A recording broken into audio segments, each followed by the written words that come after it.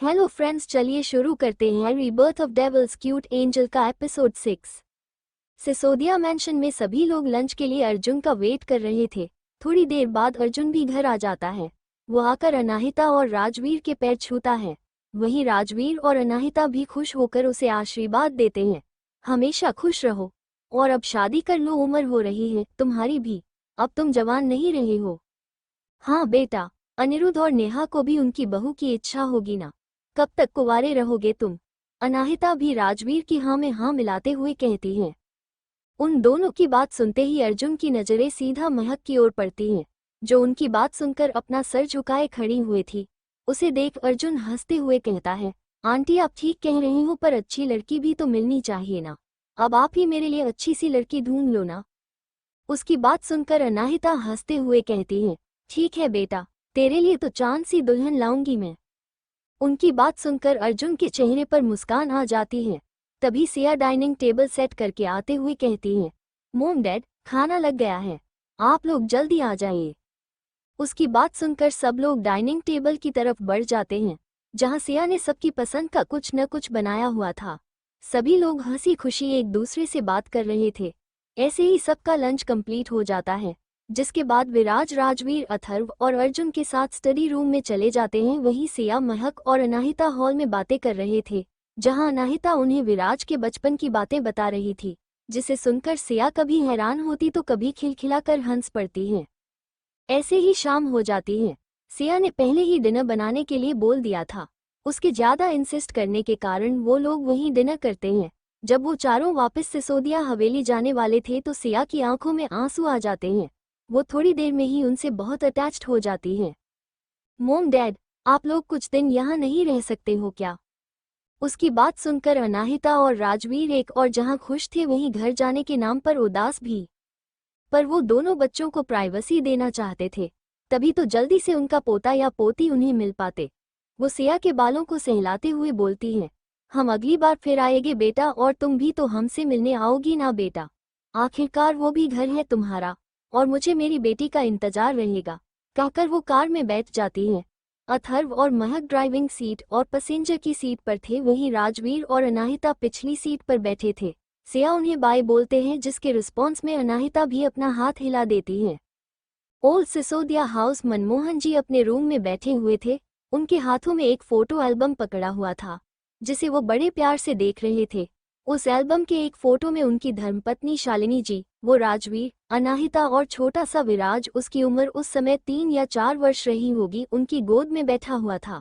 उन सबके चेहरे पर एक प्यारी से मुस्कान थी। वहीं एक फोटो में मुकेश, रागिनी और राहुल के साथ थे। उस समय उनकी पत्नी का देहांत हो चुका था। वो उस वक्त को याद कर रहे थे जब उनके पास बेशक पैसे कम थे, लेकिन उनके पास उनकी ताकत, उनके दोनों बेटे थे।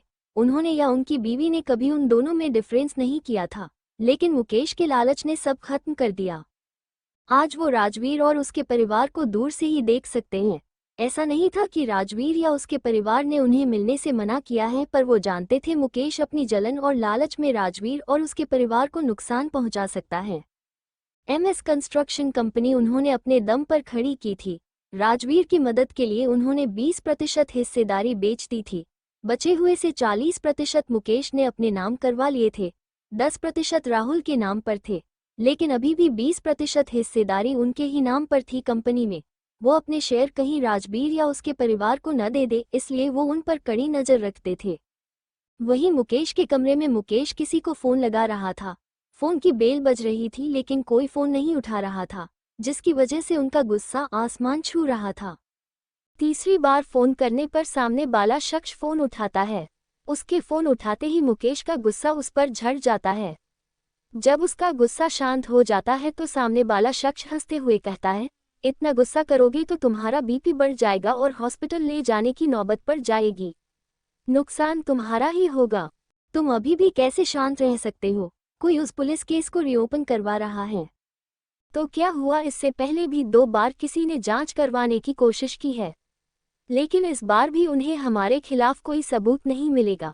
जो भी मिलेगा वो इसी बात पर इशारा करेगा, जो भी हुआ वो राजवीर को गलती से हुआ है।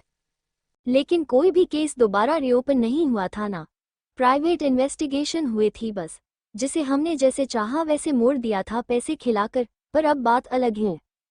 इतनी चिंता मत करो मुकेश, नहीं होगा तो हम सब गवाहों को रास्ते से हटा देंगे। जब गवाह ही नहीं होंगे तो इन्वेस्टिगेशन कैसे होगी? वह हंसते हुए बोलता है।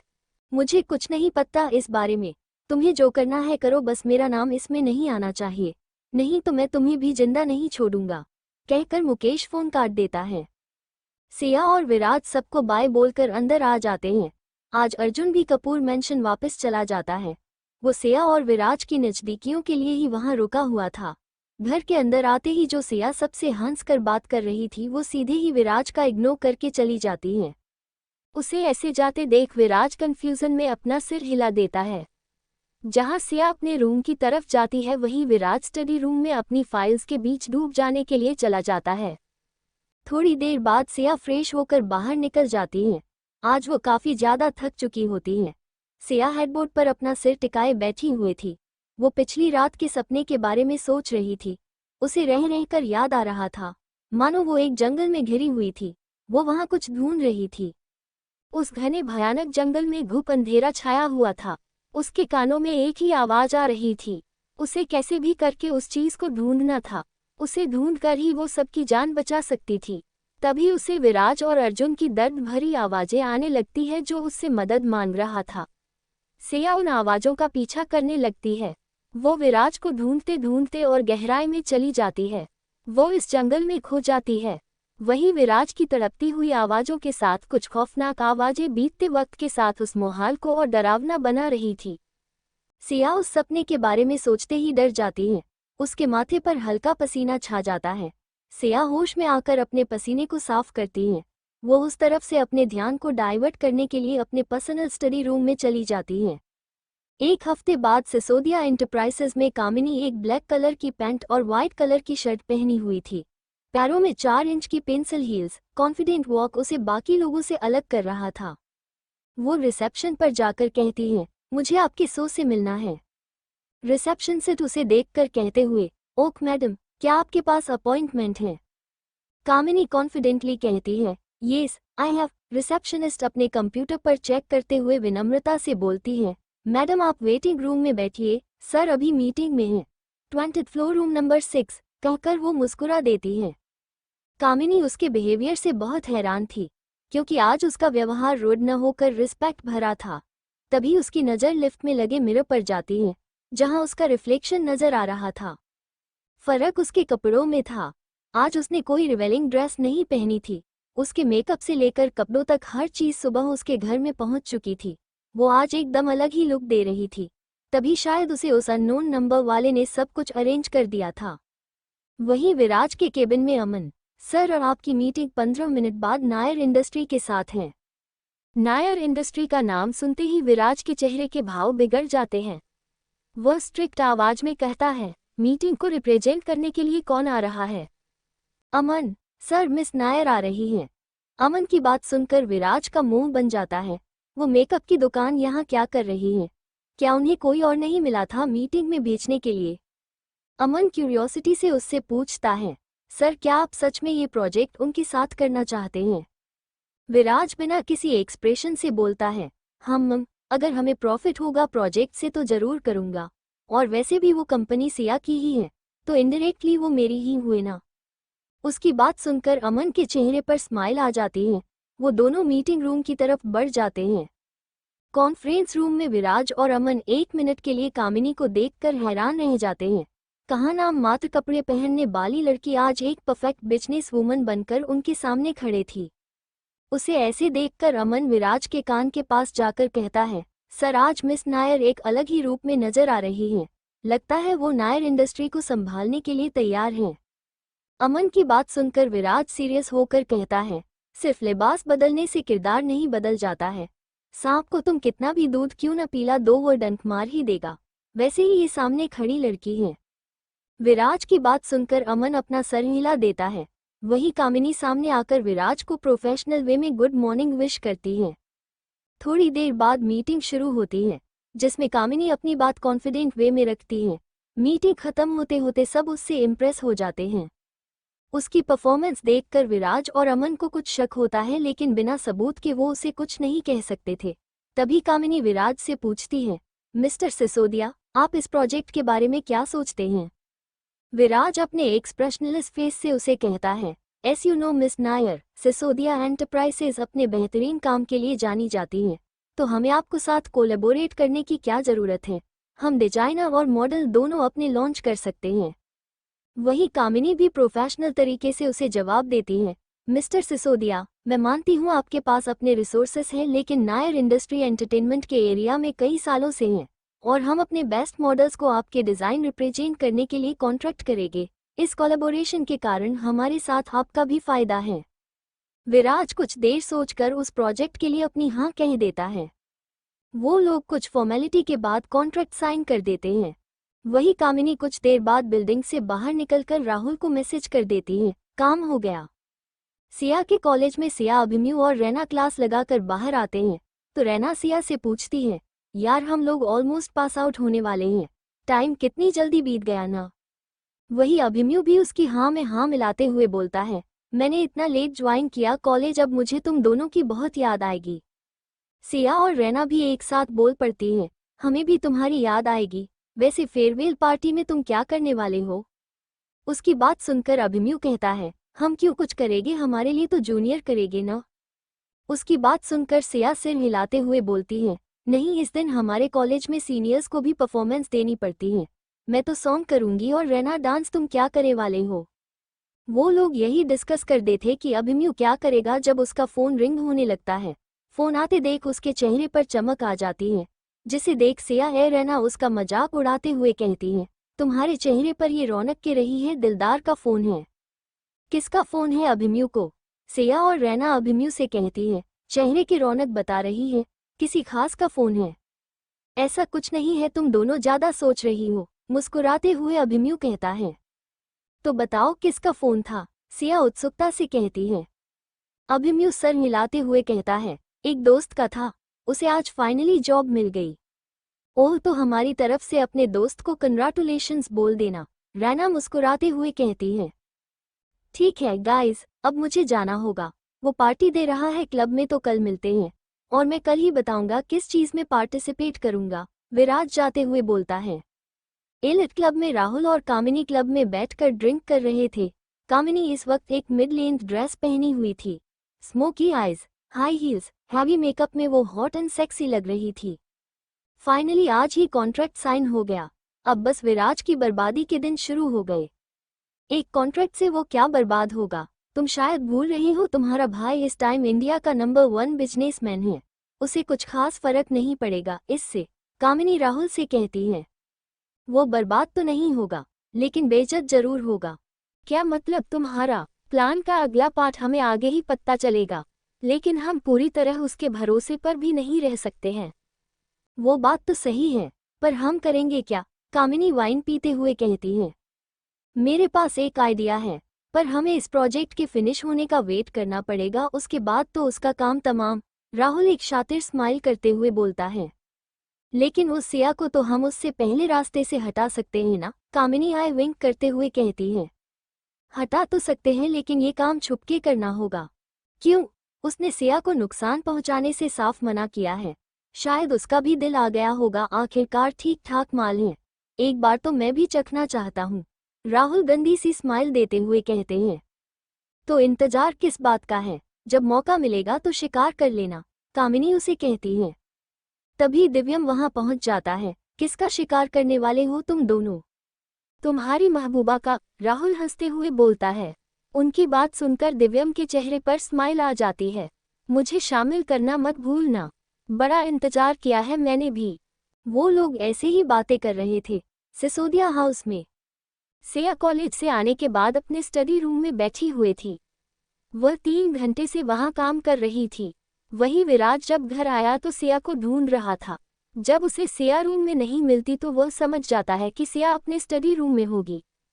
वो फ्रेश होकर सोफे पर बैठकर अपना फ़ोन चलाने लगता है। तकरीबन आधे घंटे बाद सिया भी रूम में आकर फ्रेश होने के लिए चली जाती है। जब वो फ्रेश होकर आती है तो विराज भी उसकी तरफ जाकर उसे कमर से पकड़ लेता है। बीवी, तुम्हें नहीं लगता तुम्हें अपने पति पर भी कुछ ध्यान देना चाहिए? विराज उसकी गर्दन पर अपने होंठ चलाते हुए कहता है। सिया बस उसे देखकर मुस्कुरा देती है, जिस पर विराज उसे अपनी तरफ करके उसके माथे पर किस करता है। नहाकर आने की वजह से सिया की त्वचा हल्की गुलाबी हो गई थी। वो देखने में और ज्यादा एल्यूरिंग लग रही थी। विराज उसे प्यार निहार रहा था, वहीं सिया भी उसकी आंखों में देख रही थी। धीरे धीरे दोनों एक दूसरे के करीब आने लगे थे। कुछ सेकंड्स में ही उन दोनों के होंठ एक दूसरे को पूरे पैशन से किस कर रहे थे। विराज के होंठ सिया के होंठों को काटना शुरू कर देते हैं, वहीं सिया के हाथ विराज की गर्दन से होते हुए उसकी पीठ पर जा रहे थे। थोड़ी देर बाद जब सिया को सांस लेने में दिक्कत होती है तो विराज उसे छोड़ देता है। आई मिस्ड यू बीवी कहकर वो एक बार फिर सिया के फोरहेड को चूम लेता है। चलो डिनर करने के लिए चलते हैं, बाकी का खाना खाने के बाद कंटिन्यू करते हैं, कहते हुए विराज सिया को वहां से डाइनिंग हॉल की तरफ ले जाता है। कपूर मैंशन में अर्जुन आज इतने दिनों बाद अपने रूम में आया था। यूं तो उसे विराज के घर में कोई प्रॉब्लम नहीं थी, लेकिन उसका वहां जाने का मकसद सिर्फ सिया और विराज को करीब लाना था, जो कि पूरा हो चुका था। अब उसे बस अपने मोटिव पर ध्यान लगाना था, और वो था कपूर इंडस्ट्री को ऑफिशियली ज्वाइन करना और महक को अपनी बनाना हमेशा के लिए। इसके लिए उसने और सिया ने पहले ही पूरा प्लान बना लिया था। वो डिनर करके अपने रूम में लेता हुआ था, जब उसका फ़ोन रिंग होने लगता है। फ़ोन पर महक का नाम देखकर उसके चेहरे के भाव गंभीर हो जाते हैं, क्योंकि ये पहली बार था जब सिया ने रात के समय उसे फ़ोन किया हो। अर्जुन कुछ सोचकर उसका फ़ोन उठा लेता है। सामने से महक की मिट्टी सी आवाज़ आती है, जिसे सुनकर अर्जुन के मुख पर एक मुस्कान आ जाती है। दूसरी तरफ जब महक को कोई रिस्पॉन्स नहीं मिलता है तो वो जोर से बोलती है, हेलो भाई के बेस्टी, कहाँ चले गए तुम? उसके जोर से बोलने की वजह से अर्जुन का ध्यान टूट जाता है। अर्जुन हड़बड़ा कर कहता है, कहीं भी तो नहीं गया था। तुम बोलो, इतनी रात गए फ़ोन किया, कुछ अर्जेंट है क्या? हाँ, वो अगले हफ्ते फेयरवेल पार्टी है। बिजनेस डिपार्टमेंट वालों ने कपल थीम रखी है। महक सीधे मुद्दे के बात पर आते हुए बोलती है। महक की बात सुनकर विराज अनजान बनते हुए कहता है, तो इसमें मैं क्या कर सकता हूँ? विराज के इस तरह अनजान बनने की वजह से महक इरिटेट होने लग जाती है। मुझे तुम्हारी मदद इसी दिन के लिए चाहिए थी डफर। उसकी आवाज में फ्रस्ट्रेशन देखकर अर्जुन भूलने का ड्रामा करते हुए कहता है, ओह सॉरी मुझे याद ही नहीं रहा, पर पता नहीं कैसे मेरे दिमाग से स्किप ही हो गया ये। पर मुझे करना क्या है? अच्छा, कोई बात नहीं, और ज़्यादा कुछ नहीं करना है। बस कल से आप एक आवर निकाल कर मेरे साथ डांस प्रैक्टिस कर लिया करो, तभी तो आप परफेक्ट पार्टनर बन पाओगे। महक अर्जुन को मस्का लगाते हुए बोलती है। महक की बात सुनकर अर्जुन कुछ देर सोचकर डांस प्रैक्टिस के लिए हामी भर देता है। वो अलग बात है कि अर्जुन तो कब का तैयार बैठा हुए था। थोड़ी देर और बात करके महक भी फ़ोन काट देती है। वहीं अब महक से बात करके अर्जुन के मुंह पर एक प्यारी सी मुस्कान ने घर बना लिया था। सब अपने अपने तरीके से अपनी जिंदगी जी रहे थे। सिया, अभिमन्यु, रैना, महक और कामिनी का कॉलेज में लास्ट वीक था। फेयरवेल के एक हफ्ते बाद उनके एग्जाम शुरू होने वाले थे, इसलिए सब फेयरवेल पर खूब मजे करना चाहते थे। लेकिन जरूरी नहीं होता है कि सब आपकी खुशी में खुशी हो। एक और जहां सिया और रैना फेयरवेल को लेकर एक्साइटेड थी, उन्होंने अपनी खुशी में अभिमन्यु को भी शामिल कर लिया था। एक और जहां अभिमन्यु सिया को पहले से ज्यादा पसंद करने लगा था, वहीं दूसरी ओर कामिनी ने सिया की बर्बादी का पूरा इंतजाम कर दिया था। सिया का अपने पापा का बिजनेस हैंडल करने का डिसीजन उसकी अपनी लाइफ के लिए खतरा बनता जा रहा था। इन सब से अनजान फेयरवेल के लिए एक्साइटेड सिया और रैना शॉपिंग करने के लिए सिटी मॉल निकल जाती है। इस मॉल में 50% हिस्सेदारी सिसोदिया एंटरप्राइजेस की थी, वहीं 50% इस कॉरपोरेशन की एज अ थर्ड की कंपनी थी। वो मॉल और होटल में इन्वेस्ट करती थी। लगभग 2 घंटा बीत जाने के बाद भी वो दोनों खाली हाथ थी, क्योंकि दोनों को ही कोई सूटेबल ड्रेस नहीं मिल रही थी। थक हार कर वो दोनों कैफेटेरिया में बैठ जाती है। सिया अपने लिए cheese pizza with lot of vegetable order करती है, वहीं Raina noodles with Manchurian order करती है। दोनों एक बार फिर खाना खाकर शॉपिंग के लिए निकल जाती हैं। इस बार वो एक हाई एंड स्टोर में गई थी, जहां लिमिटेड एडिशन के कपड़े मिलते हैं। इस स्टोर में इंडियन, एथनिक, ट्रेडिशनल, वेस्टर्न हर टाइप के कपड़े मिल जाते थे। सिया और रैना सीधा कॉलेज से हो शॉपिंग करने के लिए आए थे।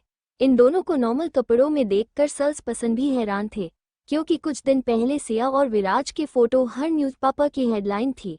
सिया के स्टेटस के हिसाब से उसे महंगे ब्रांडेड कपड़े शूज पहनने चाहिए थे। तभी उनमें से एक सेल्स विमन उन दोनों के पास आती है। मैडम, हम आपकी कैसे मदद कर सकते हैं? उसे देखकर वो दोनों एक साथ स्माइल करते हुए बोल पड़ती हैं, no thanks, we will manage. कहकर सबसे बेखबर वो दोनों अपने लिए कपड़े देखने लग जाती हैं। वहीं इस मॉल में निशा, जो कामिनी की फ्रेंड होती है, वो भी अपने बॉयफ्रेंड के साथ आई होती है। जैसे ही उसकी नज़र सिया पर पड़ती है, वो कामिनी को फ़ोन कर देती है। दूसरी तरफ से कुछ सुनकर उसके चेहरे पर एक भद्दी सी स्माइल आ जाती है। वहीं सिया वहां रखे साड़ियों के कलेक्शन को देखती है, जो उसे पहली नज़र में पसंद आ जाती है। सिया अपने लिए 2 साड़ी पसंद करती है, जिस पर एक बनारसी साड़ी थी और दूसरी भी हैवी पार्टी वेयर साड़ी थी, लेकिन वो कॉलेज पार्टी के लिए सूटेबल नहीं थी। उन दोनों साड़ियों को देखकर रैना उससे कहती है, मैडम, हमें फेयरवेल के लिए ड्रेस चाहिए, किसी की शादी में जाने के लिए नहीं। उसकी बात सुनकर सिया मुस्कुराते हुए बोलती है, हाँ मेरी जान, मैं जानती हूँ। ये साड़ियाँ तो मैंने एक मॉम के लिए और एक अपने लिए खरीदी है, जब मैं उनसे मिलने जाऊंगी तब उन्हें दे दूंगी। तो अपने लिए कब कपड़े लेगी तू? देख, मैंने ये साड़ी अपने लिए सेलेक्ट की है। ये एक वायलेट कलर की शिम्मेरी साड़ी थी। इसका फैब्रिक सॉफ्ट और स्टाइलिश था। इस साड़ी का ब्लाउज बैकलेस था, जो पीछे से 2 डोरियां से बंधा हुआ था। वहीं आगे से डीप नेक थी, जिसकी वजह से उसके क्लीवेज दिखने आम बात थी। जिसे देख सिया उससे कहती है, मेरे ख्याल से तुम्हें 2 ब्लाउज खरीदने चाहिए, क्योंकि इस वाले में तो तुम नहीं जा सकती हो। सिया की बात सुनकर रैना कंफ्यूजन से उसे पूछती है, क्यों? उसका सवाल सुनकर सिया के चेहरे पर एक नॉटी स्माइल आ जाती है। इससे पहले वो कुछ बोलती, रैना उसका मुंह बंद कर देती है। मैं समझ गई मेरी माँ, अब चुप हो जा। उसकी बात सुनकर सिया एक बार फिर उसे स्माइल देकर हंसने लग जाती है। रैना उसे इग्नोर करके सिया के लिए साड़ी देखने लग जाती है। तभी उन दोनों की नज़र एक limited edition Indo western sari पर जाती है। इससे पहले सिया उस बॉक्स के करीब जाकर साड़ी को देखती, निशा उसे धक्का देते हुए कहती है, ये तुम्हारे लिए नहीं है। सिया उसे इग्नोर करते हुए बोलती है, तो क्या तुम्हारे लिए है? सिया को खुद को इग्नोर करते हुए निशा उसे टॉन्ट मारते हुए बोलती है, हाँ मैं कम से कम इसे अफोर्ड तो कर सकती हूँ, पर तुम्हारी पॉकेट मनी के हिसाब से तो तुम वो भी नहीं कर सकती हो। उसकी बातें सुनकर सिया अब भी उसे इग्नोर कर रही थी, पर अब रैना का पारा हाई हो रहा था। अब निशा के लिए वही सच था जो कामिनी ने उसे बताया था, कि विराज ने बस सिया की खूबसूरती के लिए ही शादी की है। वो बस उसकी बैड वॉर्म है, जिसके बदले में वो सिया की थोड़े पैसे दे देता है, पॉकेट मनी समझकर। तुम्हारी प्रॉब्लम क्या है? रैना गुस्से से उसे कहती है। निशा रैना के मिलिट्री बैकग्राउंड के बारे में जानती थी, इसलिए वो उससे पंगे नहीं लेती थी। पर सिया कामिनी की कज़न थी, इसी वजह से वो जानती थी कि कामिनी उसे पसंद नहीं करती है। उसे तो सिया विराज की शादी का पत्ता भी न्यूज़पेपर से चला था। मेरी कोई प्रॉब्लम नहीं है, बस मैं तुम्हारी दोस्त को ये बताना चाहती थी कि उसकी औकात इतनी महंगी ड्रेस पहनने की नहीं है, तो वो अपनी औकात के हिसाब से शॉपिंग करनी चाहिए। निशा कंसर्न्स आवाज में कहती है। तुम्हारे कहने का क्या मतलब है? सिया अपनी आईब्रो रेज करते हुए कहती है। मेरे कहने का मतलब तुम अच्छे से समझती हो। तुम्हारी विराज की लाइफ में क्या जगह है क्या नहीं। उसे ऐसे बात करते देख जो लड़का निशा के साथ था, वो उसकी बाजू पकड़कर हल्के गुस्से से कहता है, क्या कर रही हो तुम? वो मिसेज सिसोदिया हैं। तुम एक ही कॉलेज में पढ़ती हो ना। अगर तुम लोगों की अगर आपस में नहीं बनती है, इसका मतलब ये नहीं कि यहाँ तमाशा बनाओ, और तमीज से बात करो उनसे। उसकी बात सुनकर निशा अपना हाथ छुड़ाते हुए बोलती है, ओह कॉमोन पीयूष, जो इसे जानते हैं उन्हें अच्छे से पता है, ये विराज सिसोदिया का खिलौना है, जिसे उसने शादी का नाम देकर अपना बिस्तर गर्म करने के लिए रखा है, और इसकी औकात इस ड्रेस को खरीदने की तो बिल्कुल भी नहीं है। सिया शांति से उसकी बात सुन रही थी, लेकिन उसका मन कर रहा था वो यहीं इस लड़की को जिंदा गाड़ दे, पर पब्लिक में गलत बेहवोया की वजह से विराज की इमेज पर असर पड़ता, इसलिए वो उससे झगड़ा नहीं करना चाहती थी। सिया मुस्कुराकर उसकी तरफ बढ़कर जवाब देने ही वाली होती है, जब वहां एक साथ 3 लोगों की आवाजें गूंजती हैं। तुम्हारी हिम्मत कैसे हुई उसके बारे में ऐसी घटिया बात करने की? उन तिहों के आने से वहां का और ही बदल जाता है। वहीं अब निशा के चेहरे पर घबराहट छा जाती है। फ्लैशबैक, विराज, अथर्व और राजवीर आज यहाँ एक क्लाइंट मीटिंग के लिए आए थे। वो क्लाइंट राजवीर के बहुत पुराने दोस्त और बिजनेस पार्टनर थे, जिन्होंने बिजनेस स्टार्ट करने के टाइम राजवीर की बहुत हेल्प की थी। राजवीर उन्हें अपने मेंटोर की तरह देखता था, इसलिए वो उनसे मिलने पर्सनली आया था। जब रैना और सिया लंच के बाद दोबारा शॉपिंग के लिए आए थे तो रैना ने अथर्व को फ़ोन करके बताया था कि वो उसे शाम के मॉल से पिक कर ले, उसे अपने लिए कुछ ड्रेस लेनी थी। उन दोनों के आने की बात सुनकर राजवीर और विराज भी उनसे मिलने के लिए तैयार हो जाते हैं। फ्लैशबैक एंड, तुम हो कौन और तुम्हारी हिम्मत कैसे हुए मेरी बेटी के बारे में इतनी घटिया बातें कहने की। राजवीर जी की कड़क आवाज वहां गूंजती है। डैड, जो लड़की सामने से ऐसा बोल सकती है वो भाभी के पीठ पीछे न जाने कैसी अफवाहें फैला रही है। अथर्व भी उनकी हाँ में हाँ मिलाते हुए बोलता है। विराज, इस लड़की को यहाँ से बाहर फेंकवा दो, ऐसा कचरा हमें अपनी जगह में नहीं चाहिए। राजवीर की बात सुनकर विराज बस हाँ में सर हिला देता है, उसका पूरा ध्यान सिया पर ही था। तभी निशा राजवीर जी को जवाब देते हुए बोलती है, मिस्टर सिसोदिया, मैंने कुछ भी गलत तो कहा नहीं, यकीन नहीं होता तो पूछ लीजिए इससे। उसकी बात सुनकर विराज जाकर सिया का हाथ पकड़ लेता है। उसके हाथ पकड़ने से सिया उसकी तरफ देखती है, उसकी आंखें हल्की नम हो जाती हैं। राजवीर उसकी आंखों में देखते हुए कहता है, तुमने इस घटिया लड़की को कुछ कहा क्यों नहीं, क्यों इसकी घटिया बकवास सुनती रही। उसके सवाल सुनकर सिया सिर झुका कर कहती है, मैं कोई तमाशा नहीं करना चाहती थी, मेरी वजह से आपका नाम भी खराब होता। अगर तुम्हारा नाम मुझसे है तो मेरा नाम भी तुमसे है सिया, आगे से भूल कर भी किसी को भी अपनी डिसरिस्पेक्ट मत करने देना। तुम राजवीर सिसोदिया का गरूर हो, उसके सर का ताज हो तुम, तो आगे से किसी की फालतू बात मत सुनना ना सहना। विराज उसके चेहरे को अपने हाथों में पकड़ते हुए बोलता है। विराज की बातें सुनकर जहां सिया का सर गर्व से ऊंचा हो जाता है, वहीं निशा के चेहरे पर पसीना आने लग जाता है, क्योंकि कामिनी ने तो उसे बताया था कि विराज के लिए सिया की इम्पोर्टेंस नहीं रखती है, इसलिए उसने सबके सामने सिया की इंसल्ट कर दी थी। लेकिन अब वो सबके सामने गलत साबित हो रही थी, और जब उसने सिया को बोलना स्टार्ट किया था तो सिया ने उसकी बातों का कोई विरोध नहीं किया था, इसलिए उसे लगा जो भी कामिनी ने बताया था वो सब सच है। लेकिन अब क्या कर सकते हैं, अब पछताए क्या हो जब चिड़िया चुग गई खेत, ये कहावत इस समय उस पर सही बैठ रही थी। वही स्टोमी को सल्स पसंद थी, उनमें से एक ने इस इंसिडेंट का पूरा वीडियो सोशल मीडिया पर अपलोड कर दिया था, जिसकी वजह से कुछ ही टाइम में वो वीडियो ट्रेंडिंग में चल पड़ा था। लड़कियां जहां विराज के लुक और हॉटनेस की दीवानी थी, आज उसकी सिया से बोली हुई बातें से उन लड़कियों के लाइफ पार्टनर चूज करने के स्टैंडर्ड को और ऊंचा कर दिया था। तभी वो लड़का जो निशा के साथ था, पीयूष, आगे आकर विराज और राजवीर से माफी मांगते हुए कहता है, sir, I am really sorry for her behaviour, please forgive अस। राजवीर उसके कंधे पर हाथ रखकर उससे कहता है, बेटा, जब तुमने कोई गलती नहीं की है तो तुम माफी क्यों मांग रहे हो। फिर निशा की ओर देखते हुए, और जिसने कीचड़ उछाला है उसे तो सजा मिलेगी। उद्धरण चिन्ह। जिस पर पीयूष सिया से भी निशा की तरफ से माफी मांगकर वहां से जाने लगता है।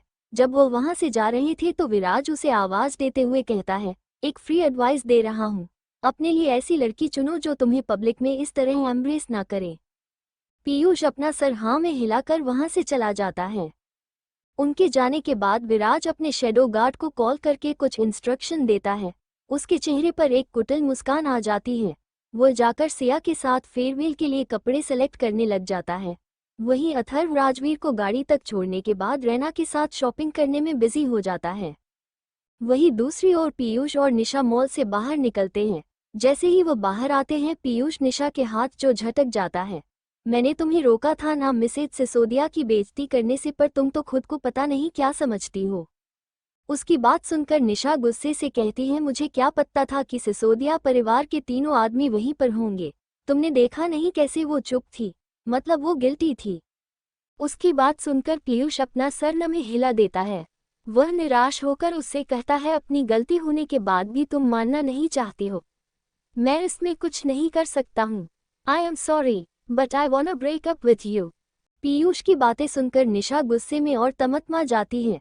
तुम उन लोगों की बातों में आकर मुझे छोड़ना चाहते हो तो जाओ, मुझे तुम जैसे काया की जरूरत नहीं है। उसकी बात सुनकर पीयूष उसे वहीं छोड़कर चला जाता है। वहीं उसके जाने के बाद निशा कामिनी को फोन करने लग जाती है। इससे पहले कामिनी फोन रिसीव करती एक गाड़ी उसके सामने खड़ी होती है। उसमें से 2 मास्कमैन निकलकर उसे गाड़ी में बिठा देते हैं। ये सब इतनी जल्दी होता है कि निशा को पता ही नहीं चलता कि उसके साथ क्या हुआ। सिया और विराज शॉपिंग करते हुए एक ज्वेलरी स्टोर के पास से गुजर रहे होते हैं। जब सिया की नज़र एक पायल की जोड़ी पर पड़ती है, सिया उसे देखते ही रह जाती है।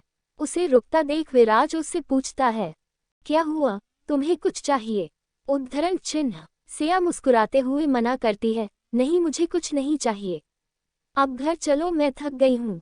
विराज उसकी बात मानकर वहां से चल पड़ता है, लेकिन जाने से पहले वो अपने बॉडीगार्ड को इशारा कर देता है। उसके इशारे से बॉडीगार्ड उस ज्वेलरी शॉप में चला जाता है। सिया और विराज शाम के समय घर पहुंच जाते हैं। सिया जाते ही अपने बिस्तर पर फैलकर सो जाती है। उसे देखकर विराज उससे कहता है, सिया पहले फ्रेश हो जाओ, उसके बाद रेस्ट करना। उसकी बात सुनकर सिया ना में सिर हिलाते हुए बोलती है, नहीं विराज जी, मैं थक गई हूँ, थोड़ी देर बाद उठकर फ्रेश होने के लिए चली जाऊंगी। उसकी बात सुनकर विराज खुद फ्रेश होने के लिए चला जाता है। जब वो बाथरूम से निकलता है तो सिया अभी भी सोई हुई थी। वो उसे सोता हुआ छोड़कर सिया के सिरहाने एक नोट रख कर चला जाता है। एक डार्क रूम में एक लड़की को अंधेरे में बांध कर रखा हुआ था। वो बेहोश पड़ी हुई थी, उसका मुंह लाल हुआ पड़ा था, उसके चेहरे पर उंगलियों के निशान साफ तौर पर दिख रहे थे। थोड़ी देर बाद एक लेडी बॉडीगार्ड उसे थप्पड़ मारकर जगा देती है। चेहरे पर झंझनाहट की वजह से वह चिल्ला उठती है, जिस पर वो गार्ड उसे फिर से थप्पड़ मार देती है। कौन हो तुम लोग, क्यों मार रहे हो मुझे? वहां पर एक बार फिर से सन्नाटा छा जाता है, तो वह दोबारा उनसे रोते हुए पूछती है, मुझे क्यों बांधा हुआ है? छोड़ो मुझे, मैंने क्या बिगाड़ा हुआ है आपका? तभी वहां पर जूतों की आवाज आती है। वुडन फर्श पर उन जूतों की आवाज डरावनी लग रही थी। वो आदमी वहां जाकर उस लड़की के सामने खड़े हो जाते हैं। कौन हो तुम, क्यों मुझे यहाँ पकड़ा हुआ है? तभी एक डाक औरा उसे घेरते हुए बोलता है, तुम्हारी मौत हूं मैं। उसकी बात सुनकर वो रोते हुए बोलती है, पर मैंने आपका क्या बिगाड़ा हुआ है? तुमने मेरे अगरूर को ललकारा है, तुमने उस लड़की की इंसल्ट करने की जुर्रत की है जो विराज सिसोदिया की आंखों का तारा है। आज तुम्हारी वजह से उसकी आंखें नम थी। मुझे माफ कर दीजिए सर, वो सब बस एक गलतफहमी थी बस। प्लीज सर मुझे छोड़ दीजिए, निशा रोते हुए बोलती है। उसकी बात सुनकर विराज गुस्से से बोलता है, एक बार के लिए मैं तुम्हें छोड़ देता अगर तुमने मुझे इंसल्ट किया होता, पर तुमने मेरी बीवी को इंसल्ट किया। तुम लड़की को तो तुम्हें मैं टॉर्चर तो नहीं करूंगा, पर तुमने मेरी बीवी को बेड वार्मर कहा था ना, अब तुम एक्सपीरियंस करोगी बेड वार्मर होती कौन है। विराज की बात सुनकर निशा बुरी तरह से रोने लगती है। सर मेरी कोई गलती नहीं है, मैंने कामिनी से पूछा था, उसने ही कहा था आप सिया को पसंद नहीं करते हो, आपने उसे सिर्फ अपनी फिजिकल नीड को पूरा करने के लिए रखा है। सर प्लीज मुझे माफ कर दो, मैं वादा करती हूँ हमेशा के लिए इस जगह को छोड़कर चली जाऊंगी। उसकी बात सुनकर विराज कुछ देर सोचकर कहता है, क्या गारंटी है तुम यहाँ से चली जाओगी? किसी के कहने पर तुमने मेरी बीवी को बदनाम कर रही हो, कल को फिर किसी ने कुछ कहा तो तुम फिर उसे भी यही कहोगी। निशा रोते हुए ना में अपना सिर हिला रही थी, जब विराज अपने लेडी बॉडीगार्ड से कहता है, इस लड़की को इसके किए की सजा मिलनी ही चाहिए, इसने तुम्हारी मैडम की इंसल्ट की है, तो याद रखना कोई दया मत दिखाना, नहीं तो कल का सूरज तुम लोग नहीं देख सकते हो। और तुम लड़की हो इसलिए तुम्हारी इज्जत पर कोई दाग नहीं लगा रहा हूं, पर तुम्हें बिना सजा के भी नहीं छोड़ सकता हूं। कहकर विराज वहां से चला जाता है। अभिमन्यु के घर पर अभिमन्यु अपने दादाजी के साथ हॉल में बैठकर टीवी देख रहा था। सोशल मीडिया के साथ साथ टीवी चैनल पर भी वो वीडियो सर्कुलेट हो रहा था। हालांकि विराज ने उस वीडियो को हटवा दिया था, लेकिन फिर भी लोग इसके बारे में बात कर रहे थे। तुम्हें क्या लगता है, इस बार ये लोग कोई ड्रामा नहीं कर रहे हैं क्या? दादू, जहां तक मैं जानता हूं सिया अपने इन-लॉज की बहुत तारीफ करती हैं, और इस वीडियो के हिसाब से विराज के लिए वो बहुत इम्पोर्टेंट है, पर ये सब उनका दिखावा भी तो हो सकता है। अभिमन्यु चेहरे पर उदासी लिए कहता है। न्यूज देखते हुए ही बलराज जी गुस्से से कहते हैं, दिखावा ही होगा, मेरे घर को उजाड़ कर वो उसे थोड़ी सी खुशियां दे रहे हैं, अपना मकसद मत भूलो। अपने दादा की बात सुनकर अभिमन्यु बिना किसी एक्सप्रेशन से उन्हें कहता है, मैं जानता हूँ दादू मुझे क्या करना है क्या नहीं, आप चिंता मत कीजिए। उसकी बात सुनकर वो थोड़ी देर बाद उससे कहते हैं, कृष्णा की तबीयत में कुछ सुधार हुआ क्या? उदास होकर बलराज जी अभिमन्यु से पूछते हैं। डॉक्टर इम्प्रूवमेंट बता रहे हैं, उम्मीद है आंटी अपने कोमा से जल्दी ही बाहर आ जाएगी। अभिमन्यु एक पॉजिटिव व्यू पॉइंट से कहता है, बस एक बार मेरी बेटी होश में आ जाए, मैं उस राजवीर और उसके परिवार को जिंदा नहीं छोड़ूंगा। बलराज जी नफरत से कहते हैं, और उस लड़की का क्या हुआ जिसने सिया को बेइज्जत करने की कोशिश की थी? उसका कुछ पत्ता नहीं चला रहा है। मॉल के बाहर आने के बाद वो अचानक से कहीं गायब हो गई थी। मैंने आदमी लगाए थे उसे ढूंढने के लिए, लेकिन वो गायब हो गई है। अभिमन्यु परेशान होते हुए कहता है। वहीं दूसरी ओर कामिनी निशा को फोन करते करते परेशान हो जाती है, लेकिन उसका नंबर नहीं लगता है। थक हार कर कामिनी अपने फोन को बिस्तर पर फेंक देती है। वो अपनी थकान और चिंता मिटाने के लिए गर्म पानी से शॉवर लेने के लिए चली जाती है। जब आधे घंटे बाद वो बाहर आती है तो उसके फ़ोन पर कुछ नोटिफिकेशन आए हुए थे। वो बाल सुखाते सुखाते अपने फ़ोन को चेक करने लगती है, जब उसका ध्यान अननोन नंबर से आए हुए फोटोग्राफ्स पर जाता है, जिसे देखकर उसके हाथों से फ़ोन गिरते गिरते बचता है। फेयरवेल पार्टी के लिए सभी अपनी अपनी परफॉर्मेंस के लिए तैयारी कर रहे थे। अभिमन्यु सोलो डांस और सिंगिंग कर रहा था, वहीं सिया और रैना ने भी अपनी कमर कस ली थी। दूसरी ओर महक और अर्जुन एक स्टूडियो के अंदर डांस प्रैक्टिस कर रहे थे, जहां महक बार बार गलत स्टेप कर रही थी, जिसकी वजह से अर्जुन फ्रस्ट्रेट होकर उससे कहता है, अगर तुमसे नहीं होगा तो तुम मुझे बता दो, हम कोई और सॉन्ग चूज कर लेंगे, कम से कम इसमें टाइम वेस्ट तो नहीं होगा। उसकी बात सुनकर महक सेड हो जाती है। उसका ध्यान बार बार डिस्ट्रैक्ट हो रहा था, जिसकी वजह से वो स्टेप्स में गलतियां कर रही थी। वो दोनों के बाद फिर से डांस प्रैक्टिस करने लग जाते हैं, लेकिन इस बार महक ने गलती से अपना पैर अर्जुन के पैरों के बीच में रख दिया था, जिससे उन दोनों का बैलेंस बिगड़ जाता है। वो जल्दी से हड़बड़ाते हुए अर्जुन को सॉरी बोलने लगती है। वहीं आज अर्जुन को भी महक कुछ परेशान लग रही थी। वो महक के कंधे पर हाथ रखकर उससे पूछता है, क्या हुआ तुम्हें? कोई प्रॉब्लम है तो मुझसे शेयर कर सकती हो। महक ना में अपना सिर हिलाकर उसे कहती है, नहीं कोई प्रॉब्लम नहीं है, शायद मैं थक गई हूँ इसलिए ऐसा हो रहा है। ठीक है, तो हम आज के सेशन यही खत्म कर देते हैं, कल फिर से प्रैक्टिस करते हैं, परसों तक बिल्कुल रेडी हो जाएगी तुम्हारी परफॉर्मेंस। अर्जुन उसका हौसला बढ़ाते हुए बोलता है। अर्जुन को महक का बर्ताव भी आज कुछ अलग लग रहा था। वो उसको लेकर वहां से उसके घर छोड़ देता है और खुद आज वो कपूर मेंशन न जाकर सिया से मिलने उसके घर चला जाता है। वो हॉल में ही बैठा होता है। जब विराज और सिया साथ में घर आ रहे थे, उसे हॉल में बैठे देखकर वो दोनों सीधे उससे मिलने आ जाते हैं। विराज सिंगल साइडेड सोफा पर बैठा हुआ था, वहीं अर्जुन और सिया दोनों एक साथ बैठे हुए थे। भाई क्या हुआ, आप यहाँ? सिया अपनी बात आगे बोलती उससे पहले विराज उससे सवाल करता है, क्यों तुम्हें अंकल ने घर से निकाल दिया क्या, जो तुम अपनी बहन के ससुराल में आ गए हो? आप चुप रहिए, सिया विराज को घूरते हुए बोलती है। तभी अर्जुन उनसे कहता है, क्यों मैं यहाँ नहीं आ सकता हूँ क्या? भूलो मत ये मेरी बहन का घर है, उसके साथ साथ मेरे दोस्त का भी है, और मुझे सिया से कुछ इम्पोर्टेंट बात करनी थी। अर्जुन की बात सुनकर विराज कहता है, तुम्हें जो भी बात करनी है मेरी बीवी से मेरे सामने करो, मुझे तुमसे नहीं सिया से बात करनी है। अर्जुन एकटुक विराज को बता देता है। विराज जी आप जाइए यहाँ से। मैं क्यों जाऊँ, ये मेरा भी घर है और इस टाइम मेरा मन हॉल में बैठने का कर रहा है, विराज एक नकली मुस्कान देते हुए कहता है। सिया और अर्जुन वहां से उठकर सिया के पर्सनल स्टडी रूम की तरफ जाने वाले होते हैं जब उन दोनों को विराज की आवाज़ सुनाई देती है। उसे कैसे प्रपोज करना है, ये प्लान बनाने के लिए तुम्हें यहाँ से जाने की जरूरत नहीं थी। सिया और अर्जुन हैरानी से पीछे मुड़ते हुए विराज की तरफ देखने लगते हैं, जो अभी भी सोफे पर बैठकर अपना फोन चला रहा होता है। तुम्हें, आपको कैसे पता? वो दोनों एक साथ बोल पड़ते हैं। उनका सवाल सुनकर विराज एक शातिर स्माइल देते हुए बोलता है, गैस करो। वो दोनों सोफे पर बैठकर सोचने लग जाते हैं कि उन्होंने कब कोई लिंक छोड़ा है जिसकी वजह से विराज को पता चला, लेकिन उन्हें कुछ याद नहीं आ रहा था। बीवी इस घर में बाहर ही नहीं पर हॉल के चुपे चुपे में कैमरा लगे हुए हैं। तुम दोनों को क्या लगता है मुझे नहीं पता तुम दोनों क्या खिचड़ी पका रहे थे? उसकी बात सुनकर अर्जुन और सिया के रोंगटे खड़े हो जाते हैं, क्योंकि वो दोनों हॉल में बैठकर जंक फूड खाते हुए विराज की बुराइयां करते थे। सिया की शक्ल तो रोने वाली हो गई थी। उसे पिछले जन्म में भी कोई आइडिया नहीं था कि घर के अंदर भी सीसीटीवी कैमरा लगे हुए हैं। हब्बी, मैं तो बस महक के लिए चिंतित थी। ऐसे किसी अनजान से शादी करने के बजाय मुझे लगता है अर्जुन भाई से उसकी शादी हो जाती। आखिरकार अर्जुन भाई स्मार्ट है, हैंडसम है, अच्छी खासी पर्सनैलिटी है उनकी। सिया अर्जुन के मसल्स दिखाते हुए बोलती है, और कमा भी ठीक ठाक लेते हैं। ये हमारी महक को बहुत खुश रखेंगे। सिया अर्जुन की साइड लेते हुए बोलती है। उसकी बात सुनकर विराज मुंह बनाते हुए बोलता है, मैंने तुमसे कुछ नहीं पूछा है बीवी, तो अपना ये चटपट मुंह बंद करो।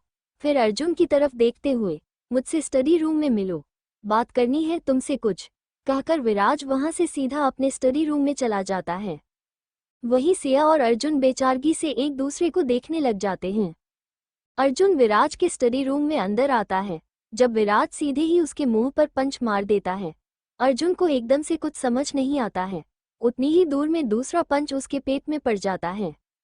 क्या कर रहे हो तुम, बच्चे की जान लोगे क्या? अर्जुन ड्रामा करते हुए बोलता है। ये बात विराज भी जानता था।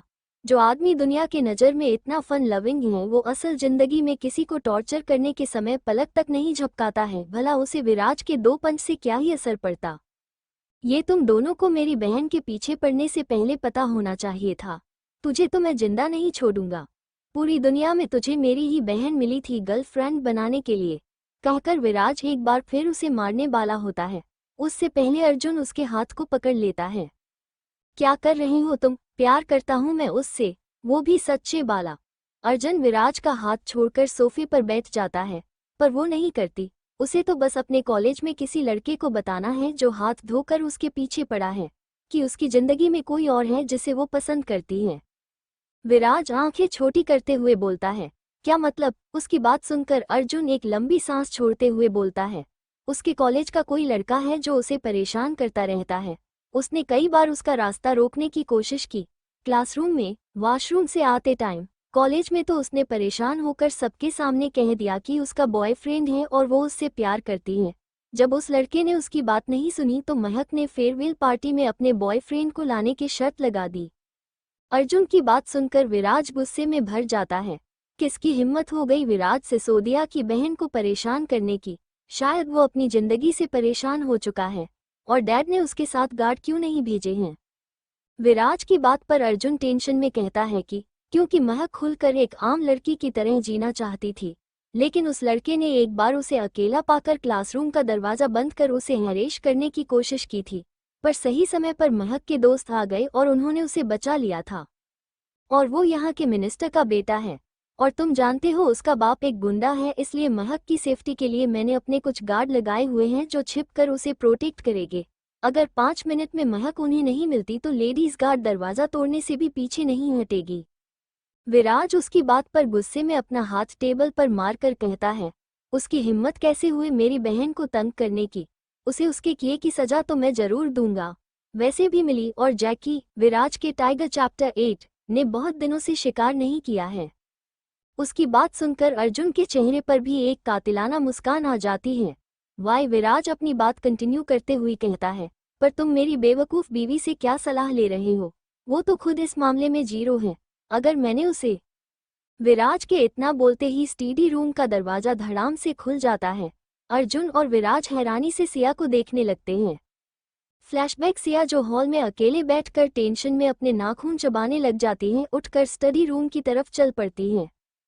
फ्लैशबैक एंड उत्तराखंड के एक जंगल में। ये जंगल उत्तराखंड में हिमालय रीजन का हिस्सा था। अधिकतर ठंड के मौसम में हमेशा बर्फ से घिरा रहता था। देवदार के पेड़ों से घिरे उस जंगल के बीच में छोटी सी पहाड़ी में गुफा थी। उस गुफा में एक आदमी एक तांत्रिक के सामने खड़ा था। वो तांत्रिक कुछ मंत्रोच्चार कर रहा था।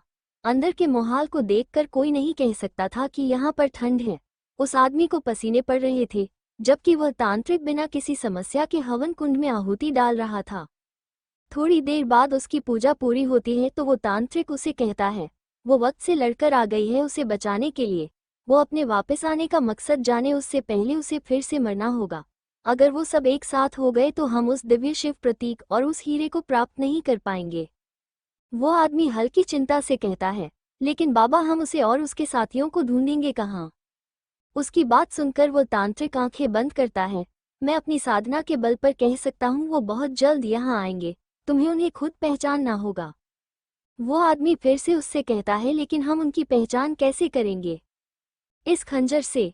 वो तांत्रिक अपने आसन पर से उठते हुए कहता है, ये खंजर ही उस इंसान को मार सकता है जो दिव्य प्रतीक और उस हीरे तक हमें पहुंचाएगा। लेकिन जब तक हम उन तक नहीं पहुंच जाते हम उन्हें नुकसान नहीं पहुंचा पाएंगे। लेकिन बाबा पहले इससे मार नहीं सकते, पर उस प्रतीक और हीरे मिलने के बाद ही मार पाएंगे। ऐसा क्यों? वो आदमी कंफ्यूजन से कहता है। क्योंकि कुछ देव शक्तियां जो उस प्रतीक की रक्षा कर रही हैं, वो उन्हें कुछ नहीं होने देगी। लेकिन जब वो प्रतीक हीरे सहित बाहर आएगा, तब सब देव शक्तियां भी उसके आगे नतमस्तक होंगी। तभी हम उन रक्षकों को मार सकेंगे। उन दोनों चीजों की मदद से जहां मेरी तांत्रिक शक्तियों में 1000 गुना का मुनाफा होगा, वहीं वो हीरा तुम्हारी हर मनोकामना पूरी करेगा। वो देव शक्तियां पूरी कोशिश करेगी उन दोनों को मंदिर में स्थापित करने की, लेकिन उस दिव्य प्रतीक और हीरे के रक्षकों के मरने के बाद ये इनका महज सपना ही बनकर रह जाएगा। वो तांत्रिक एक डरावनी हंसी हंसते हुए कहता है। वहीं वो आदमी भी गुफा से बाहर चला जाता है।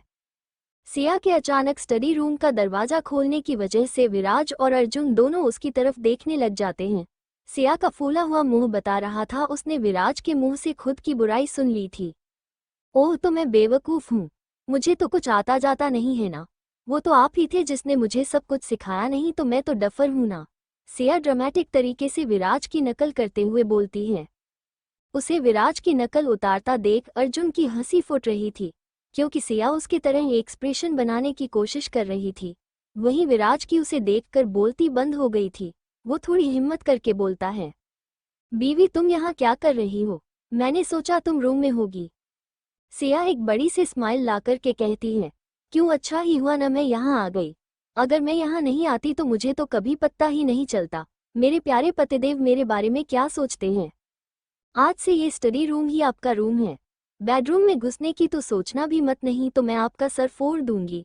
लास्ट लाइन बोलते बोलते उसके एक्सप्रेशन ऐसे हो गए थे कि वो अभी विराज का सर फोड़ देगी। स्टडी रूम से जाते जाते सिया विराज को घूरते हुए देखकर अर्जुन को डिनर करने के लिए नीचे आने को कहती है। उसके वहां से जाते ही अर्जुन जोर जोर से हंसने लगता है। अपनी हालत तो देखो, कोई कह ही नहीं सकता है तुम वही विराज सिसोदिया हो जिससे लोग डरते हैं। तुम्हारी बीवी के आगे तो तुम्हारी थोड़ी सी भी नहीं चलती है। उसे हंसता देखकर विराज का पारा हाई हो जाता है। वो टेबल पर से एक पेपर वेट उठाकर उसकी तरफ मारने के लिए उठाता है। उससे पहले ही अर्जुन वहां से भाग जाता है। विराज गुस्से में उसे कोश ही रहा होता है, जब एक बार फिर से स्टडी रूम का दरवाजा खुलता है और इस बार अर्जुन गर्दन अंदर घुसा कर कहता है।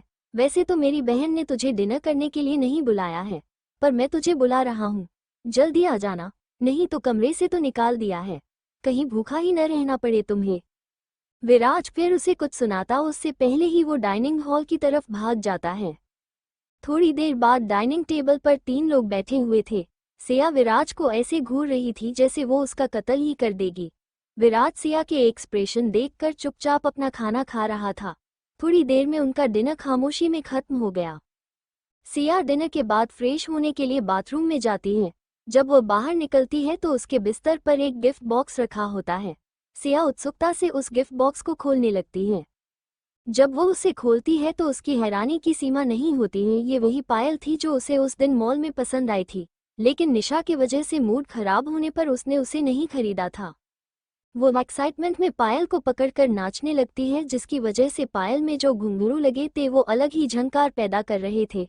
वो थोड़ी देर यूं ही उन पायलों को देख रही थी जब कमरे का दरवाजा खुलता है। विराज को देखकर सिया फिर से मुंह फूला देती है। उसके हाथ में पायल को देखकर विराज मुस्कुरा देता है। वो सीधा उसके पास जाकर बेड पर बैठ जाता है। आप यहाँ क्यों आए हो? मैंने कहा था ना आप स्टडी रूम में सोएंगे। विराज उसकी बात का कोई जवाब न देते हुए उसके हाथ से पायल लेकर देखने लगता है। उसे चुप देखकर सिया गुस्से से बिस्तर से उठने वाली होती है, जब विराज उसका हाथ खींचकर उसे बिस्तर पर गिरा देता है। गिरते ही सिया की आंखें बड़ी बड़ी हो जाती हैं। वो उठने की कोशिश कर रही थी जब विराज उसे अपने नीचे दबा देता है। वो उसके हाथों और पैरों को कंट्रोल करके उसकी गर्दन में अपना फेस दल देता है। उसकी गर्म सांसें सिया की गर्दन पर पड़ रही थी। बीवी, मेरे कहने का वो मतलब नहीं था। सुना मैंने अपने कानों से, मेरी बीवी बेवकूफ है। उसे तो। सिया आगे बोलती विराज उसके होंठों पर एक क्विक किस कर लेता है। मेरे कहने का मतलब था तुम बहुत भोली भाली हो, मासूम हो। बस वो टाइमिंग गलत हो गई थी। झूठ मत बोलो। अगर मैं दरवाजा नहीं खोलती तो आप तो मेरी बुराइयों की लंबी चौड़ी लिस्ट बना लेते। अच्छा, मैं बुराइयां करता हूं तो वो क्या था जो तुम दोनों भाई बहन मिलकर मेरी पीठ पीछे करते हो? तुम्हारा बाहर का खाना जो चोरी छिपे खाते हो। हम वो अपनी नाक सिया की गर्दन पर रगड़ते हुए बोलता है। उसके इस एक्शन की वजह से सिया की सांसें ऊपर नीचे होने लगती हैं। वो हकलाते हुए कहती हैं, आप मेरे ऊपर से उठो, इतने भारी हो आप। बीवी, बात मत बदलो, और मैं भारी हूं या नहीं पूरी उम्र झेलना तो तुम्हें ही पड़ेगा, कहकर वो उसकी गर्दन पर जोर से बाइट कर लेता है, जिसकी वजह से सिया की चीख निकल जाती है। वो आंखें छोटी करते हुए उसे घूरने लग जाती हैं। बीवी, ऐसे मत देखो, मेरी नीयत डोल जाएगी। उसकी बात सुनकर सिया उसे अपने ऊपर से धक्का देने लगती है, जिसे देख विराज खुद को उठकर उसे बिस्तर पर बिठा देता है। तभी उसकी नज़र साइड में पड़ी पायल पर जाती है। वो उस पायल को उठाकर एक नज़र देखता है, फिर सिया के पैर को पकड़ के आगे कर देता है। वो बड़े ध्यान से सिया को पायलें पहनाता है। सिया भी अपने ध्यान में ही पायलें पहनकर बिस्तर पर ही धीरे धीरे अपने पैर थपथपाने लगती हैं। उनसे निकली घुंघरू की आवाज़ें उसे बहुत पसंद थी। वही सिया को देखकर विराज की काली आंखें और गहरी हो जाती हैं। वो सिया को कमर से खींचकर अपने पास कर लेता है। बीवी, नेक्स्ट टाइम कभी भी रात को पायल मत पहनना। उसकी बातें सुनकर सिया कंफ्यूज होकर उसको देखने लग जाती है। पर क्यों? उसका ये कंफ्यूजिंग लुक उसे और ज्यादा एल्यूरिंग बना रहा था, जिसे देखकर विराज का रहा सहा कंट्रोल भी खत्म हो जाता है। बस तुम थोड़ी देर में जान जाओगी। विराज बड़े ध्यान से सिया को पायलें पहनाता है। सिया भी अपने ध्यान में ही पायलें पहनकर बिस्तर पर ही धीरे धीरे अपने पैर थपथपाने लगती हैं। उनसे निकली घुंघरू की आवाज़ें उसे बचपन से ही बहुत पसंद थी। वही सिया को देखकर विराज की काली आंखें और गहरी हो जाती हैं। वो सिया को कमर से खींचकर अपने पास कर लेता है। बीवी, नेक्स्ट टाइम कभी भी रात को पायल मत पहनना। उसकी बातें सुनकर सिया कंफ्यूज होकर उसको देखने लग जाती है। पर क्यों? उसका ये कंफ्यूजिंग लुक उसे और ज्यादा एल्यूरिंग बना रहा था, जिसे देखकर विराज का रहा सहा कंट्रोल भी खत्म हो जाता है। बस तुम थोड़ी देर में जान जाओगी। इससे पहले सिया कुछ समझ पाती, विराज के होंठ उसके होंठों पर थे। वो फोर्सफुली उसके लिप्स को किस करने लगता है, जिसकी वजह से सिया को दर्द की अनुभूति होती है। लेकिन विराज को इस बात से कोई फर्क नहीं पड़ रहा था। उसके होंठ सिया के होंठों को अपनी गिरफ्त में लिए हुए थे। वहीं उसके हाथ उसके कपड़ों के अंदर जा रहे थे। सांस न आने की वजह से सिया झटपटाने लगती है, लेकिन विराज का कोई मूड नहीं था उसे छोड़ने का। जब सिया लगभग बेहोश होने वाली होती है, जब वो उसे छोड़ता है, सिया लंबी लंबी सांसें भरने लगती है। उसकी ऊपर नीचे होता सीना विराज की चेस्ट से टकरा रहा था। शायद इस समय तक सिया ये नहीं जानती थी उसे देखकर विराज के मन में कितनी दाग दजाएं पनप रही हैं। सिया के होश संभालने से पहले ही विराज के होंठ उसके चेहरे पर चलते हुए उसकी गर्दन पर पहुंच चुके थे। बीवी, you are the most beautiful women I have ever met. I am so much lucky to have you in my life. Viraj की बातों से सिया अपनी सुध बुध खो चुकी थी। उसे सिर्फ विराज के होंठों की मूवमेंट महसूस हो रही थी। सिया उसके हाथ सिया के कपड़ों को उससे कब अलग कर चुके थे, सिया को पता ही नहीं चलता है। वहीं दूसरी तरफ सिया अपनी डिजाए की वजह से अपने पैर बिस्तर पर रगड़ रहे थे, जिसकी वजह से उसकी पायलों का शोर हो रहा था। थोड़ी देर बाद कमरे में सिया की सिसकियों और विराज के एक्साइटमेंट के साथ साथ उसकी पायलों का शोर माहौल को बहुत ही रोमांटिक बना रहा था। उसके घुंघरू की आवाज़ विराज को उसे और ज्यादा परेशान करने के लिए उकसा रही थी। इसी तरह सुबह के 4 बज रहे थे जब विराज उठकर सिया के बगल में लेट गया। सिया का थक कर बहुत बुरा हाल हो चुका था। उसका जिस्म लव बाइट से भरा हुआ था। वहीं उसके होंठ सूज चुके थे। उसमें उंगली हिलाने की भी हिम्मत नहीं बची थी। वहीं विराज भी थककर उसे हग करके वैसे ही सो गया। जहां एक तरफ ये लव बर्ड्स पूरी दुनिया से बेखबर होकर एक दूसरी के बाहों में सोए हुए थे, वहीं दिल्ली से दूर उत्तराखंड में उन्हें रास्ते से हटाने की साजिशें बना रहे थे। जहां एक और राहुल और कामिनी विराज की जान के दुश्मन बने थे, वहीं दैविक प्रतीक और हीरे के लिए सिया और उसकी दोनों की जान पर बनाई थी। दूसरी ओर अभिमन्यु अपने कमरे में बैठा हुआ था। सुबह हो चुकी थी लेकिन वो कुछ परेशान था। उसने कृष्णा, बलराज की बेटी, के केस की फिर से छानबीन के लिए जो लगाए थे, उनमें से 2 की मौत हो चुकी थी। वहीं कोई इस केस से जुड़े लोगों को मार रहा था। जितना आसान पिछली बार इन्वेस्टिगेशन करना रहा था, इस बार ये बात इतनी आसान नहीं रही है। कोई चाहता था कि अभिमन्यु उस केस की तह तक न पहुंचे, लेकिन वो इंसान थे कौन? जहां पिछली इन्वेस्टिगेशन में हर सबूत राजवीर की तरफ इशारा कर रहा था, वहीं इस बार की इन्फॉर्मेशन के अनुसार इस कार में पहले राजवीर जाने वाला था। जबकि एंड मूवमेंट पर अनाहिता की तबीयत खराब हो गई और जल्दी जल्दी में वो सिया के पापा की गाड़ी जो बाहर खड़ी थी में ही चले गए थे। वहीं दूसरी तरफ पिछली रिपोर्ट थी जिसमें इसके उल्टा था। उसके अकॉर्डिंग राजवीर ने जानबूझकर उन्हें अपनी कार में बिठा दिया था। उसका सर चकरा रहा था, उसे समझ नहीं आ रहा था वो किस रिपोर्ट पर भरोसा करे। थक हार कर वो राज को फोन करके दोबारा से केस इन्वेस्टिगेट करने को कहता है। वो अपनी उलझनों से बचने के लिए सुबह 5 बजे ही रनिंग करने के लिए निकल जाता है। उसके घर से 20 मिनट की दूरी पर एक पार्क था जहां लोग मॉर्निंग वॉक के लिए आते थे। जल्दी आने की वजह से उस टाइम पार्क में कोई नहीं था। अभिमन्यु अपने स्ट्रेस से निजात पाने के लिए यहाँ आया था। वह एक बेंच पर अपनी आंखें मूंदे बैठा हुआ था। ठंडा मौसम, ताजी हवा, पक्षियों की आवाजें उसके मन में एक अलग ही शांति की अनुभूति करवा रहा था। तभी उसके कानों में एक लड़की की आवाज सुनाई दे रही थी जो अपने ही ध्यान में गुनगुनाते हुए अपने व्हाइट कलर के पोमेरियन को वॉक करवा रही थी। अभिमन्यु अपनी आंखें खोलकर उस तरफ देखता है। एक लड़की ब्लैक कलर का ट्राउजर और शर्ट पहने हुए थे। वो चलते हुए उसकी तरफ आकर उसे मुस्कुराते हुए मॉर्निंग विश करती है। जब अभिमन्यु उसकी मॉर्निंग का कोई जवाब नहीं देता है तो वो लड़की भी उसे इग्नोर करके फिर से अपने डॉग को लेकर वॉक के लिए निकल जाती है। थोड़ी देर बाद वो लड़की राउंड लगाकर वापस वहीं आ जाती है। वो अभिमन्यु से 2 बेंच छोड़कर बैठ जाती है। अभिमन्यु अपनी सीट से उठकर उसके पास जाता है। Good morning. वो लड़की अभिमन्यु को इग्नोर करके अपने डॉग से कहती है, तो जो हमें ऐसे किसी अनजान से बात नहीं करनी चाहिए। उसकी बात सुनकर अभिमन्यु को हंसी आ जाती है। थोड़ी देर पहले वो ही गुड मॉर्निंग विश करके गई थी। अभिमन्यु जाकर उसके साथ बैठ जाता है। वो उस डॉग को देखकर कहता है, ओह क्यूट गाय, तो तुम्हारा नाम टोजो है। बहुत ही क्यूट है तुम्हारी तरह। वैसे मेरा नाम अभिमन्यु है, तुम चाहो तो मुझसे दोस्ती कर सकते हो। टोजो अपनी पप्पी आइज से अभिमन्यु को देखने लग जाता है। वो अपना पॉ आगे कर देता है अभिमन्यु से हैंड शेक करने के लिए। टोजो भाई ने किसी भी अनजान से बात करने के लिए मना किया है ना, तुम इनसे बात नहीं कर सकते हो। वो उस डॉग को डांटते हुए बोलती है, जिस पर टोजो उसकी गोद से छलांग लगाकर अभिमन्यु के गोद में आ जाता है। वो लड़की उसे छीनकर अपनी बाहों में उठा लेती है। चलो टोजो, हम कल आएंगे। अब ऐसे अनजान लोग गुंडे भी हो सकते हैं, हमें हमारी सेफ्टी के बारे में भी सोचना चाहिए। अरे जाने से पहले अपना नाम तो बता के जाओ। और ये पार्क है, यहाँ इतने सारे लोग आ हुए हैं, देखो। वो लड़की अपने चारों ओर देखती है जहाँ कुछ लोग दौड़ रहे होते हैं और कुछ बुजुर्ग लोग आराम से चल रहे होते हैं। अमायरा नाम है मेरा। वो लड़की अभिमन्यु से दूर जाते हुए बोलती है, कौन है अमायरा? कौन कर रहा है साजिश विराज और सिया को मारने की? To be continued in next episode. Thanks for watching.